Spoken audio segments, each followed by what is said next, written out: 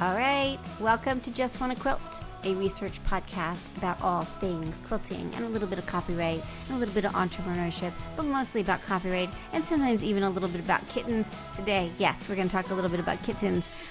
Today, our guest is Maddie Kertay, who's been on our show before. She is the owner of Badass Quilting Society. This was a huge group on Facebook, like 30,000. And then one day during COVID, Maddie shut it down. And now she's starting it again. And so we're learning about kind of what happens when that happens. So we're going to talk to her about that and all kinds of things. I think I am excited for you to to chat with her. We've had her on the show before. Go listen to her early episodes if you want, or not. And sit back and let's hear from Maddie. I'm Maddie Kertay, and I'm in Chattanooga, Tennessee. Awesome. And we've talked many times, and you were part of all kinds of things. You've just always been such a lovely human, and you are a lovely human on many levels. But with our show, you've been so kind. So we're kind of saying hi to people we haven't talked to for a while. And so I wanted to sort of first take you back to 2019, about this time in 2019, and tell us sort of what was your life like at that moment. Oh, gracious. Yeah. That was like way back in the time machine. Oh, yeah. Obviously, so much has changed since COVID. So that's, of course, COVID was 2020. That's right. So what we're trying to do is get a sense of like, as we came in, like, that year of 2019 into 2020 before COVID happened, sort of, what is the world looking like to you? And then how does it shift with COVID? And now what does it happen now? That's really the kind of understanding this arc of our world at the moment. That's what we're really looking at. So, we were actually as Badass Quilter Society and myself, we were like actually working toward doing a regional / national event. I was talking to hotels, I was getting bids, I was getting very close to signing a contract. And then, of course, the rumblings started happening. Yeah. You started listening out there in the world, because things were going. There was problems, as there always are in when you were working your way through like this kind of institution that is the quilting and sewing world. Mm-hmm. I mean, there were always problems, but we had a really huge momentum. We had 30,000 members. But things just they came to, kind of a screaming halt in some ways.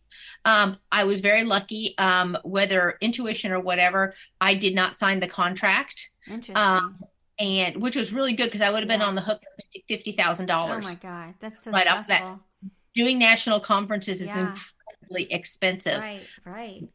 Well, you talk about that, Maddie. It's so funny that you say that. I want to hear more of your story. But, we had started to look into having a Just Wanna Quilt event at Tulane because we could get it really cheap. We could get the dorms for really cheap, and then we could have kind of this like celebration event, whatever, and it didn't matter how many came, and it was like this whole thing. And we had started getting serious about like, were we going to do this event? And so it's interesting that you were planning an event, because it was like, no, we didn't. It just all shifted in this crazy way.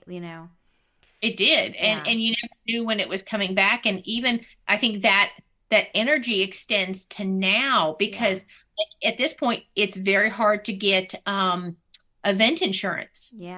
Event insurance is very, very, very expensive now, if not like absolutely out of the reach of like all but the biggest companies. So if we get a huge another wave through or something like that, you're totally stuck. And so that scares me as I move forward, and leads to a lot of industry hesitancy. Now, I do see places overcoming that and going ahead and forging forward, and more power to them. But I was like, oh gosh. And I think mine is shifted because, of course, early 2020, I got COVID. I got an early adopter case and got very, very, very, very ill. You did. And how early on was it that you got sick? Late March of 2020. Wow. So you were right about now. So is my assistant. She got very sick very quickly, and was very much, and I think she has long COVID. I mean, she's struggling. But it's interesting to sort of see that, like, Yeah, we were still at school. You know what I mean? Everything was still like happening because I remember that there was like this worry of exposure because I had seen her and stuff had not shut down yet, you know. Yep. So I had just fascinating. gotten back from I had taken my oldest daughter and we had actually gone to Universal Studios. Oh my goodness. And because I had taken her, she'd had a big breakup, and I was like, I'm going to take you to go Harry Potter, which is, of course, again, something I wouldn't do now because, you know, the whole Harry Potter thing. Right. But at the time, so that's like, there's like so many dynamic changes over this period of time. It's just like you look back and you're like, wow, it really was a different world. And well, it's definitely not like a World War thing because we really don't know for our, like, you know, in our home base. It is definitely like this line, this very fat line in the sand where there was before COVID, and you can't really say it's after COVID now because I mean, I just had COVID again 3 weeks ago. You know, not near as bad this time, obviously, but it's not gone by any sort of imagination. So that really changed. And so during that period, you know, you go from 2019, I changed my whole health during that period of time. I maintained it, but then again, the COVID totally messed that up. Long COVID messing with all my, the endocrine system and everything like that. So I had lots of health concerns. Right. And I closed Badass Quilter Society. Yeah. Explain why you closed it. Gosh, you know what? I probably hit some sort of emotional wall if I'm looking back on it at this point. And I was tired of beating my head actually against that wall. Yeah. And as much as I tried to clarify, I spent so much time, especially since there were 30,000 people in there. Of every time I wrote, every time I did everything, there were people who were like, this is horrible. I don't know. You know, I'm like, why did you join? Right. It's the name. Like, how can you not know? You know what I'm saying? Like, I know. It's bizarre. It's not like I've ever hidden it under a barrel that I am like aggressively politically liberal. Right. I mean, right. It's true. No. And I got tired of it because, you know, in the industry, you become a pariah. You're not, I mean, where everybody else is being given, you know, not that I want free stuff, but like everybody's like, you've been giving, you know, who have way less people are given, you know, opportunities and business things, stuff like that, because they're keeping their mouth shut. Yeah. And even though they'll come to me in the background, and even quilting companies or quilting brands will come to me and say, we totally support you, but we can't work with you. Right. And I think it's so funny that you say that. Well, first of all, it sort of makes me think about growth because everybody wants to be you, right? They want to have 30,000 followers, but they don't know sort of what that entails. So I think that's interesting. And then the other is that, like, it was funny during Black Lives Matter. So we had very interesting, you know, people call me when they're in trouble, right? That's when I hear from them. And so when Black Lives Matter happened, there were a number of companies that called to say they didn't know what to do because they didn't want to not put out a statement, but they didn't feel like they could. And I think that must be what you're talking about with your company and with your business, because it's so overt that they're afraid of losing their conservative listeners or viewers or customers. Is that what you're saying? Yeah, absolutely. Yeah. And, you know, as a business, I get it that their right to do. And so be it. So I had to be able to generate another form of income for the amount of hours I was putting in. And there was just a point where I was like, I could go work at Home Goods and, you know, my work an 8-hour shift and then not have to think about this when I got home, and to have 45 horrible, nasty emails in my email in the evening. And so I literally went one day, said I was going to close it, and then I clicked the button on Facebook and killed 30,000 people. Wow. That's really brave. That's like a thing, you know? That's a lot. You know, it was. I mean, and so I sat with that for a while. Yeah. And it was really weird because you have this identity thing, you know, that's who you've been for this amount of time. You know, I might be the person who also does kittens, and I might be also the person who does, you know, other stuff. But that was very central to my identity. And so that was very interesting to process through that way. And but it was good. It was good. And I kind of really hoped there was something to stand up. Yeah, I think let's just go back to that other thing of the notion of income. What's interesting about these spaces is are they entrepreneurial? Are they about community building? Like why are you doing what you're doing?